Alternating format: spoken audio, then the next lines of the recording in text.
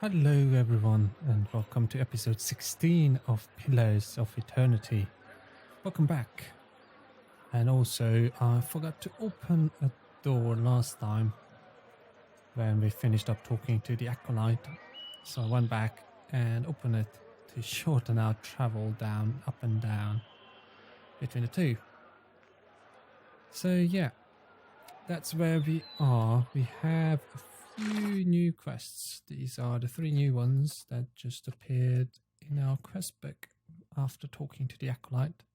One of them is to find a place of misery and madness, which is we need to find a person and see if that person has any clues to finding the man I'm searching for. So if I'm to find him, I need to find a neighborhood that is wealthy but has this misery and madness. So we'll talk to gods and they will probably know about it. And the other one is to find this tower.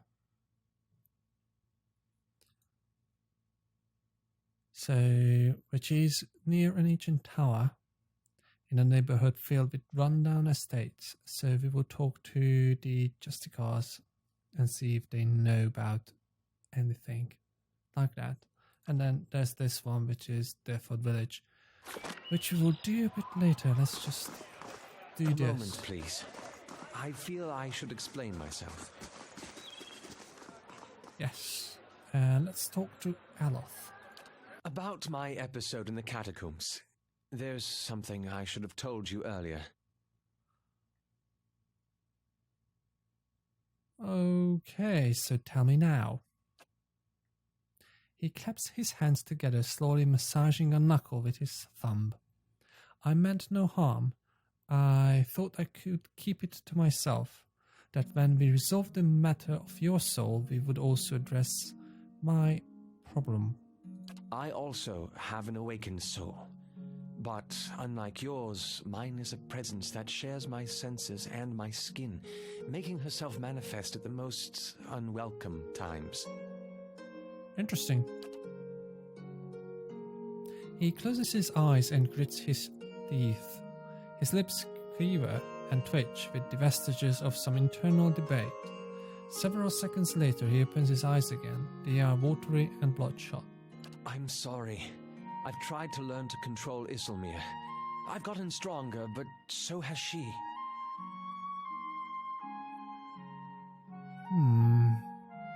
Tell me about Isilmir. Artless, uncouth, a creature of rash impulses and feeble faculties. She wags her impertinent tongue when she should listen. Ah, that makes sense now. So that's what happened in Durwood with the guys when we met Aloth in front of the inn. Aye, this one's fit to boil. Hard to get this gaff over anything tisn't to do with books and spell speak. There she is. He grimaces, running his hands through his hair. I have none of her memories.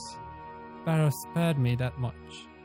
But her coarse manners and intolerable hillspeak suggests a provincial from a very, very long time ago. She tends to surface a hair's breadth from conflict when the fuse has burned down and teeth are on edge. And when she shows up, she doesn't stop to gauge the situation, she just acts. She seems reckless. Sounds like you could take a few cues from her. Well, she is a bit reckless, but she's funny.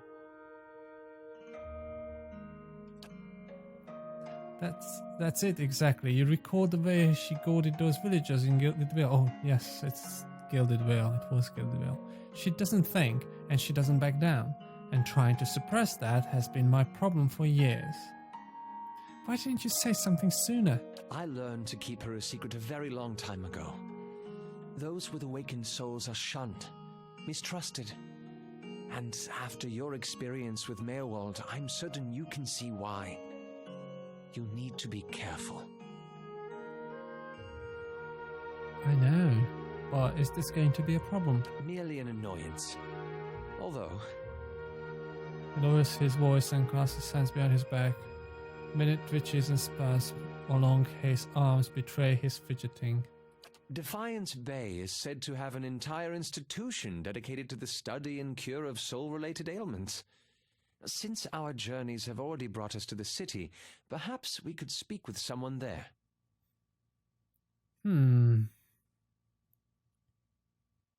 Shall we be helpful with Aloth?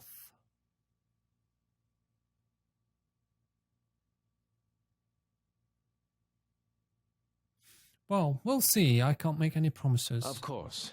I understand. Time to get moving. Two-sided. Alright, so we need to find an inn. Is there any?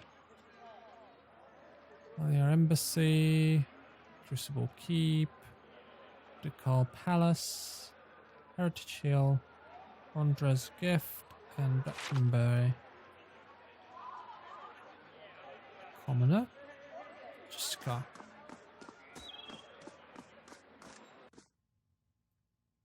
What is it? I'm looking for a neighborhood with a tower. It's near a cemetery. Best you stop looking then. The place you want is Heritage Hill. You can see the tower over the district walls out that way. The Justica points to the northwest. But something happened there. They don't let people in anymore, and none of the knights want to be posted anywhere close to it. Steer clear if you know what's good for you. Okay, so I have another question. Where are the madcapped in Defiance Bay? Only place around here that takes them in is Brackenbury Sanitarium. I've heard they can treat your soul there, take the madness away, but there's just as many stories coming out of that place that will chill your blood. There's a man, if you want to call him that, Ethelmer, there. He's head warden. If you are visiting or checking yourself in, he's the one to talk to. Alright, so we know the two places we need to go to. Okay, we found the tower. And we found out who we need to talk to, so yeah. Awesome. Well? Well, which way do we need to go? Well, we could go that way, but that's one destination we need to go, and that's the other one. And we need to get into the keep as well to get the breastplate back. But we need to find... Since we are here, let's go that way. Real quick. We need to find an inn so we can rest. Okay, we're back. We've actually found an inn in Copper Lane. So we had a nice little rest.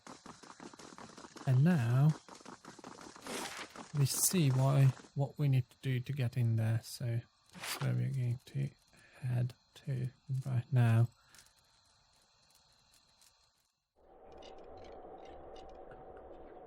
Okay.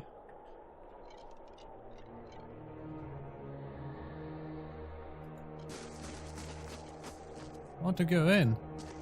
Good day, stranger. The guard holds up a palm. Sorry, but this district closed by order of the Duke himself. Alright, so how do I get inside?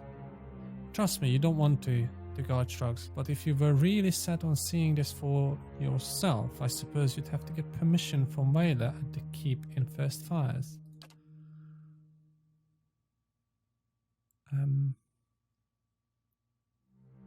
So what's going on in there? Both guards look at each other. Look, even if I were allowed to tell you, I don't rightly know. All I can say is, whatever it is, started about 2 months ago. The guards that closed the gate talked of something unnatural that still wakes them in the middle of the night. I don't want to know any more than that. Alright. Shall we try paying him? Yeah, why not? Why would some coin open the gate for me?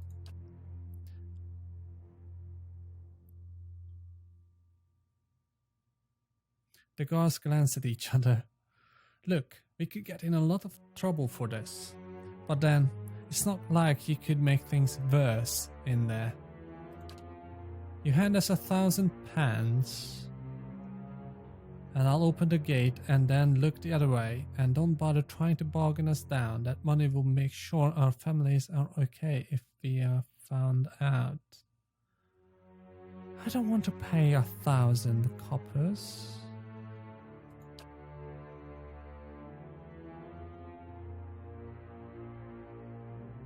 Farewell. Okay, let's go down to Brackenbury first, and then we could talk to the Duke, and then yeah. Anyway, let's go down there. Righto. Oh, look at this. Sanitarium. Hedred House. Domaina. Raymond Manor. Lane. A charred barrel.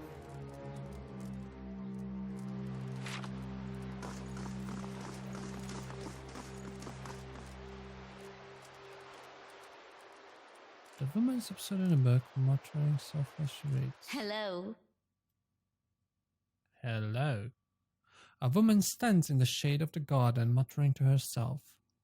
She is fixated on the pages of a large and well-worn tome, seemingly oblivious to the blooming flowers and the cool, fragrant breeze.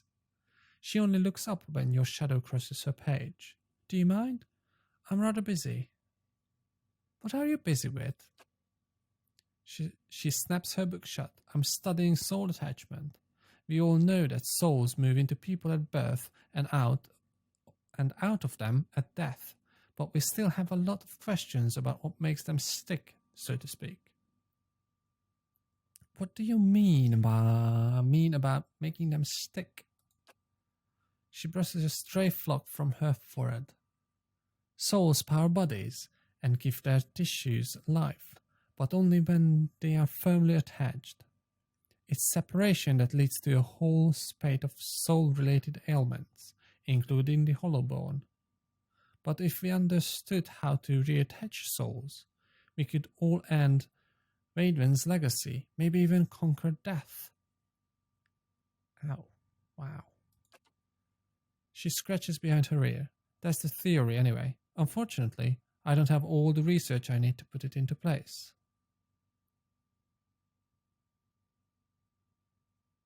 Okay, I'll bite. What exactly do you need? There's a manuscript called The Theorems of Pangramma. It contains research from Pangramma's experiments on detached souls. The Hall of Revealed Mysteries is rumored to have a copy in the Elder Archives. Pangram's work is considered to be one of the more daring animancy texts, not something generally circulated among novices, nor easy to get a hold of. I wonder if we might have a peek at it. The Theorems could advance my research by leaps and bounds, but Grimda, the High Archivist, worships Vale, which means she has some paradoxical views on sharing and restricting knowledge. And since she is not exactly a proponent of animancy, she tends to restrict the kinds of information that would be useful to me.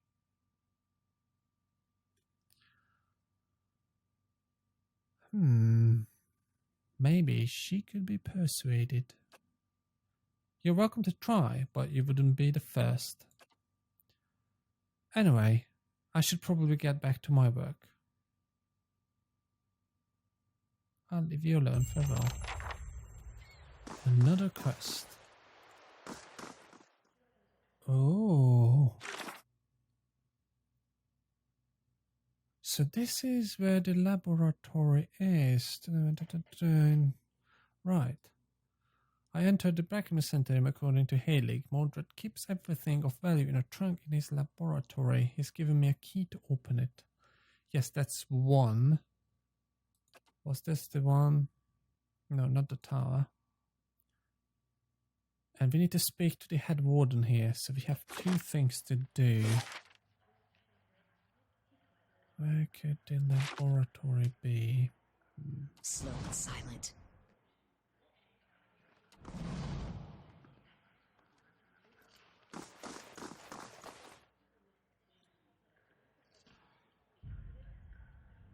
So there's an animancer, there's a Sanitarium guard. Let's see this. The table is set with an assortment of leaflets and booklets, with titles like Practical Benefits of Animancy and Soul Adjustment for the Well-Adjusted Soul. Noble Animancer Werner.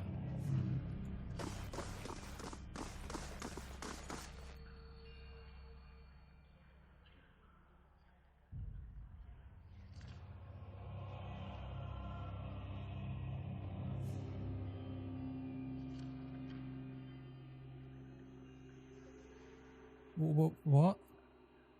He's talking to the statue.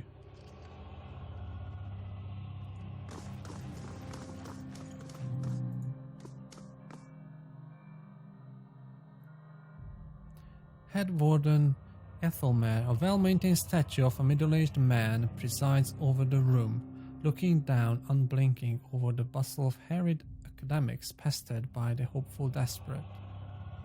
A strong warmth emanates from it that you could sense from across the room. There is a human soul stored beneath the stonework.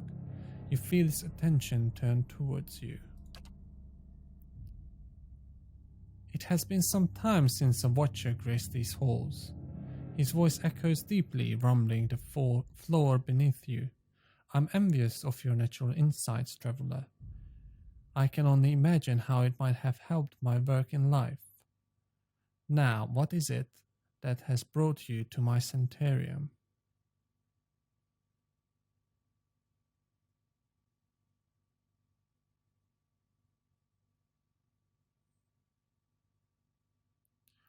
Okay.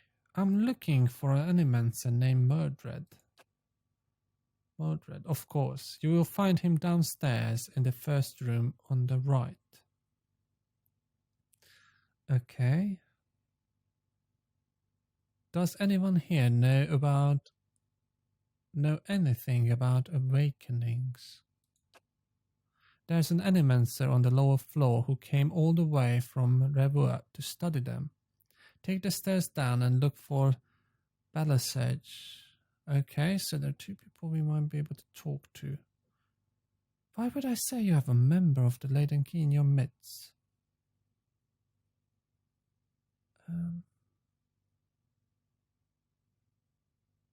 Why would I say that?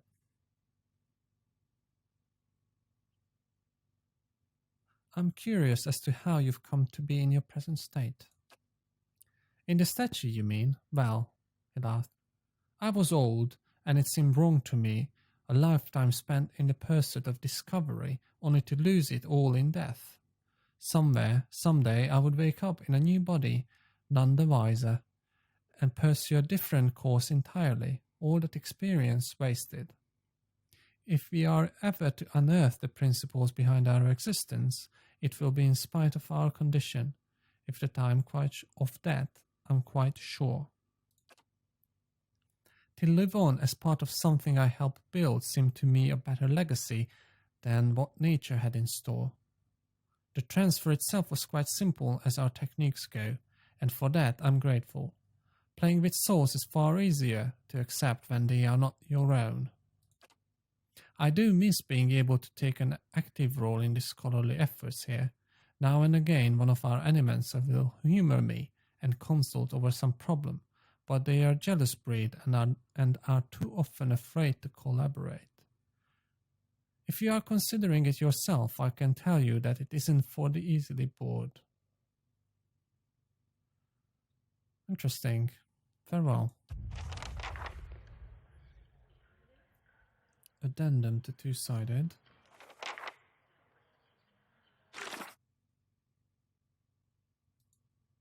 Ah, yes, that's for Aloth.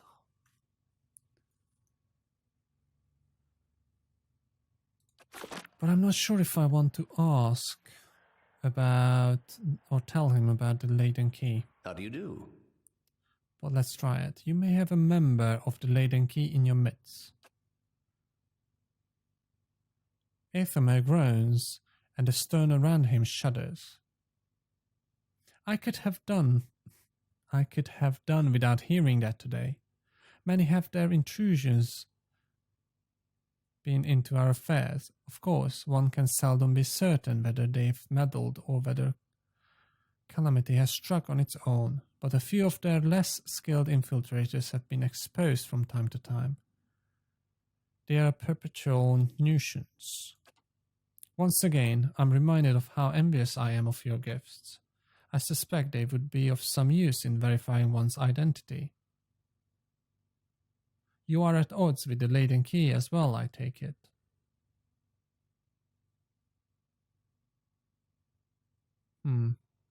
They have something I need. I hope it isn't knowledge you seek. They are seldom keen to part with it. Do you have some idea who this person might be?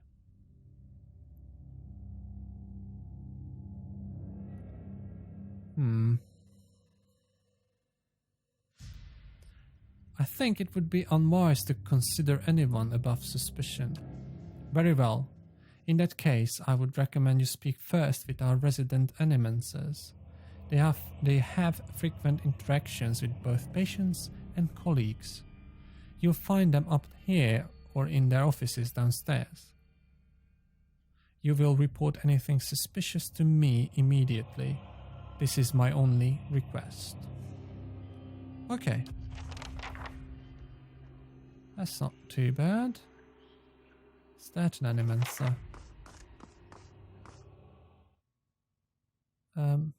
No. That's an animancer, that's an animancer, that's an animancer. Okay.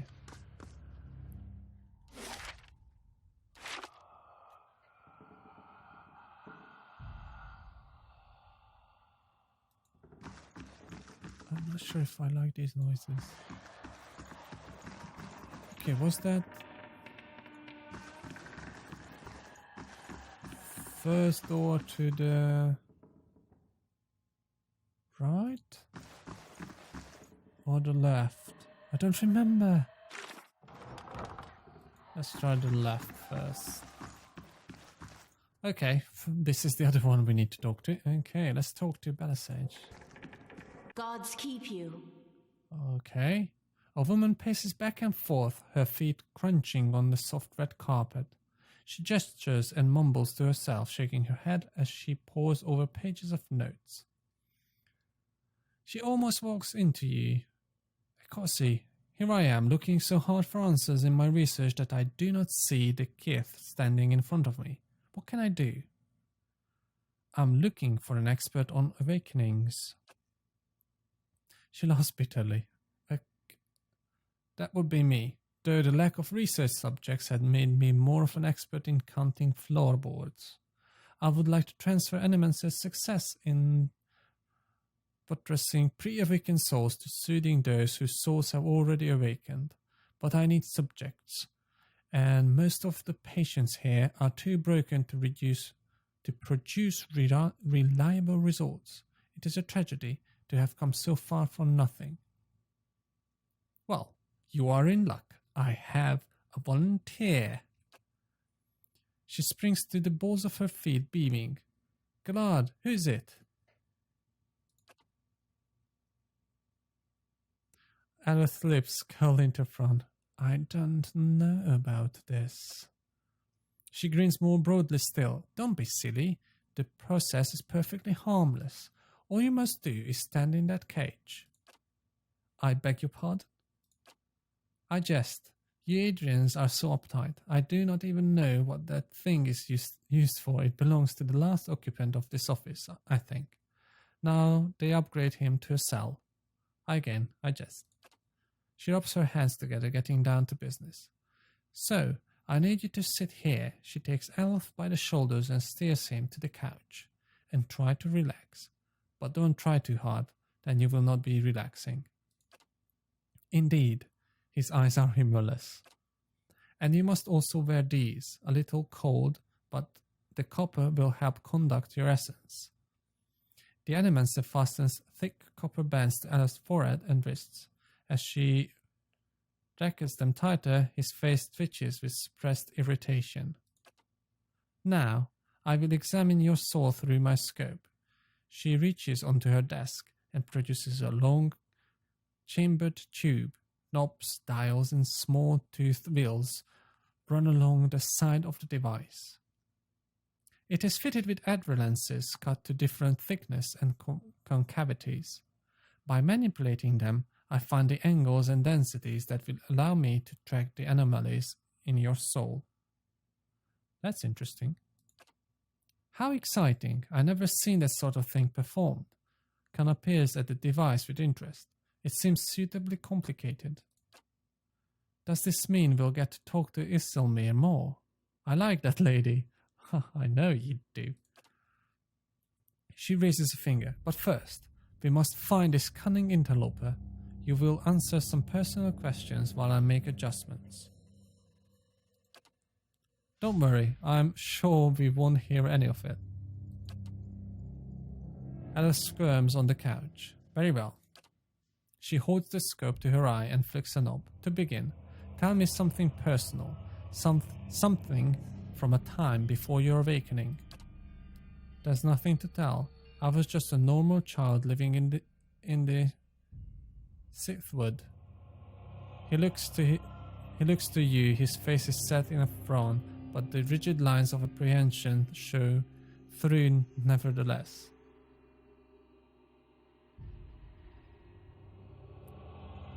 Talk about your parents. As you speak to Aloth, you feel your voice like a bell in your chest. It tolls softly, luring him into the midst of his own memory. Belisage doesn't seem to notice anything, but you feel as if your words are soothing his essence, untangling its many threads. He closes his eyes. Mother is away most of the time, with the Thane's family, but I always know when she's coming home. Father's bottles accumulate like storm clouds on the horizon. His fits of temper become swifter and more violent. It still shames him, knowing that her hamneck to another man supports us better than his labors as a steward. This is good. I'm starting to see something. Continue. Tell us about the time you awakened. She bites her tongue as she twists one of the dials. I am in my 5th year of training. Mother is home. I can let my guard down a little because when she is around, he is usually only angry with her.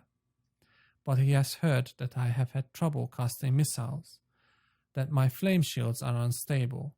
He is furious that I have failed, and Mother's presence reminds him that he has failed too.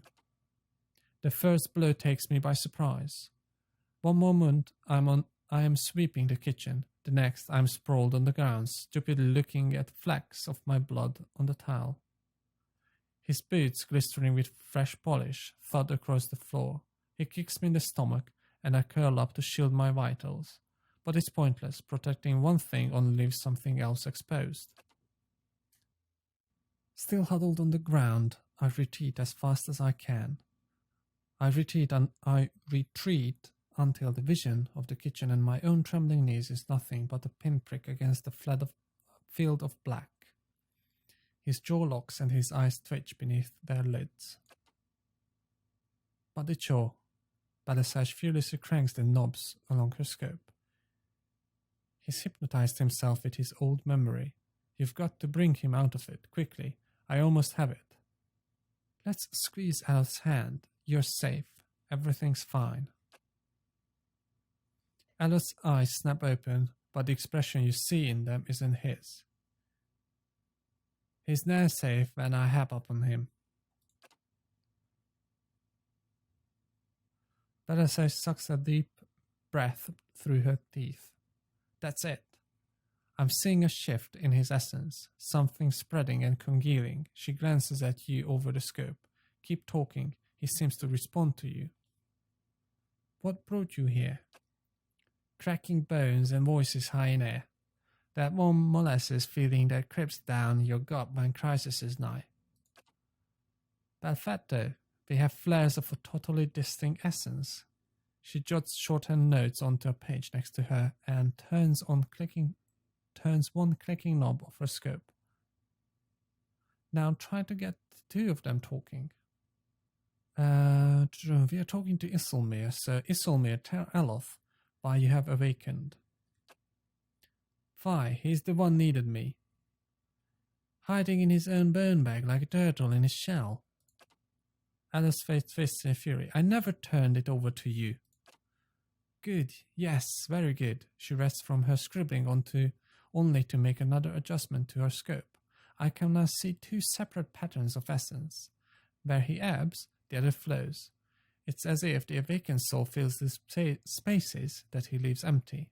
She prompts you with a circle of her wrist, quill still in hand. Go on. Aloth, what's this about ceding space to Isilmir? He grits his teeth painfully. I've given her nothing. She usurps me in my own body. And I let him appear too. Ye should ask what I did that old man of his.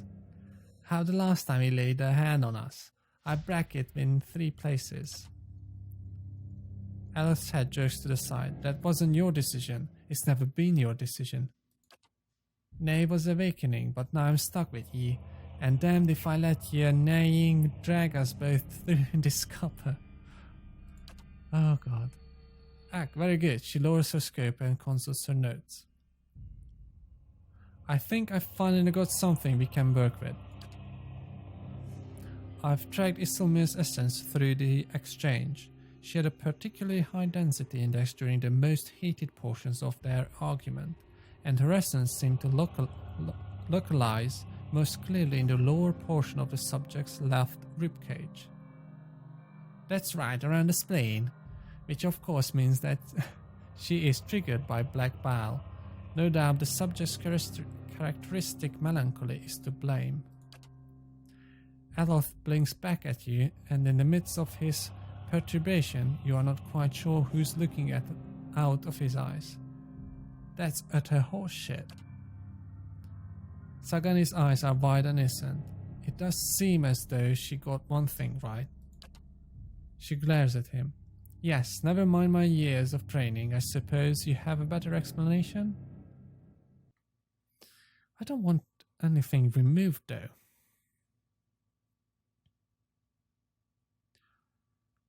Right, you are close. I think Isilmir's appearances are related to potential sources of trouble for Aloth. Banasesh carefully scratches her jaw, her gaze darting between you and Aloth. I suppose that could be true. She jots another note. I'll have to check this against other research. He removes the copper bands. Well, and good for you, but what does this mean for me? Banasesh frowns at her notes, tapping her cheek with a quill and making a grand show of concentration. However, you catch her stealing a glance at you over the pages. Okay, so there are 3 options. Isilmir tries to take control from you when she thinks you can't face a problem on your own. You can't let her make these decisions for you. She did you a favor by dealing with your father, didn't she? I think she's trying to help you stand up for yourself. You may not like her methods, but you should hear her out. It seems that Isilmir steps in when she determines that you're in danger. It's not clear yet whether this is a help or hindrance. Interesting choices. And I'm not sure which one to go with. Not option 1. Option 1 is not good. Well, it's good, but I do like Isilmir sometimes. It's really funny.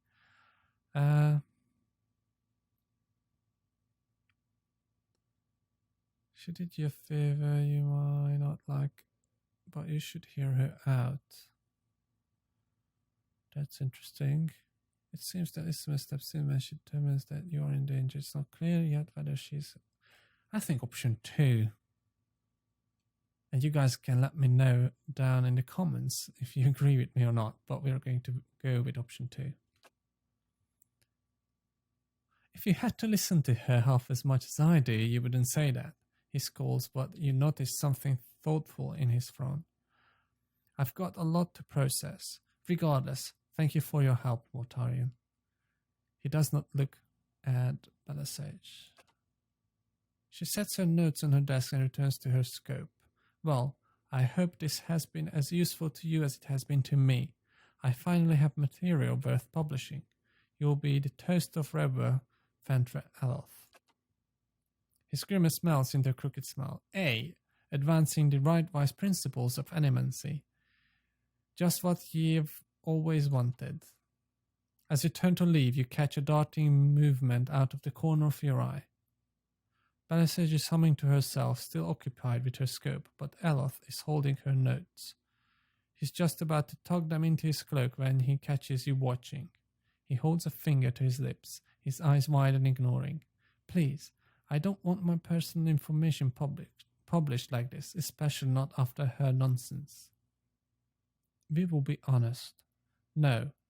You get your explanation and she gets her research. That was the deal. He slides the papers back onto the desk, giving you a rueful look. I'm not gonna help you explain this one, scholar boy. Okay, that was an interesting quest. Right, so first one on the right. Let's do this and then wrap up the episode.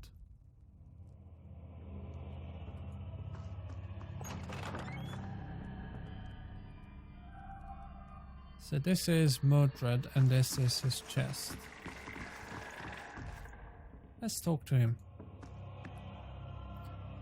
An animancer scribbles feverishly on a parchment scroll while his free hand dances through the air, counting off unseen objects. His lips move in silent discourse. As your shadow falls over his scroll, he looks up at you with mingled perplexity and irritation. Well met, friend. Can I help you? He forces a polite smile. Has anything unusual been happening around here? You must be joking. This is the Sanitarium. Nothing is usual done here. Although, now that I think of it, the patients seem more agitated lately. But they are Cadmazer's responsibility, not mine.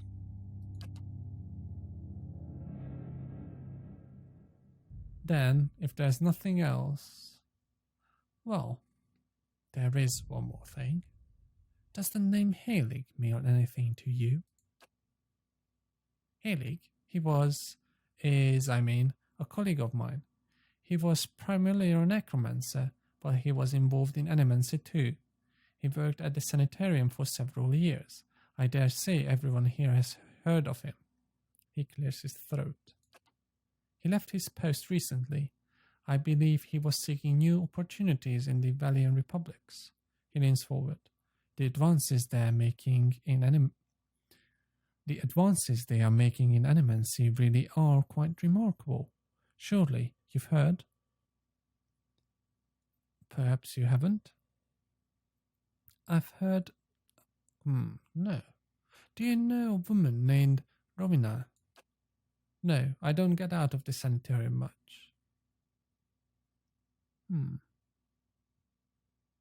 About Heilig. I heard your story differently. He slides his spectacles down his nose.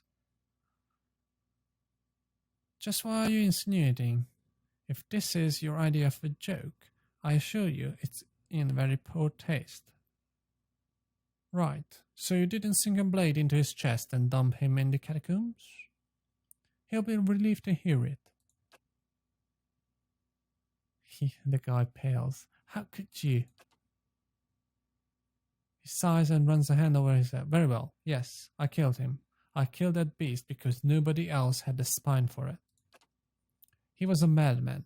Years of perverse experiments, twisting healthy souls, torturing damaged souls. And for what? He flayed the essence from Galfathan indigents for his amusement. he waves down the hall. If the public had known of all his deeds, they'd have razed this place to the ground.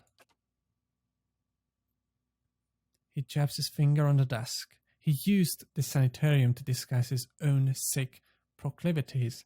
He brought shame on all of us and put the entire discipline at risk. I regret nothing. Anyway, now you know the whole grisly story. Heilig said you stole a grimoire from him. His grimoire? What's that madman been telling you? I'm not sure, let's be honest. He said you kept it in that trunk over there. Mordred takes the key with a trembling hand, his eyes darting to the trunk behind you. You've been misled. There's no grimoire here, and Heilig never intended you to find one. The wretched thing has an insatiable hunger for blood. Thank you for denying him. I hope I can convince you now to return and slay him once and for all. He has something I need. I don't know what he's promised you, but he's already lied to you about the grimoire. I don't have it. If what I've told you about that evil, deceitful man hasn't swayed you, I don't know what else to say. He turns back to his papers. Trust him at your own peril. I think this is a good wrapping up point here for episode 16. If you enjoyed this episode, just hit that like button. And if you haven't done so already, then smash that subscribe button and subscribe so you know when the next episode is out of the Pillars of Eternity series, or any other series for that matter that's on this channel. And until next time, bye bye.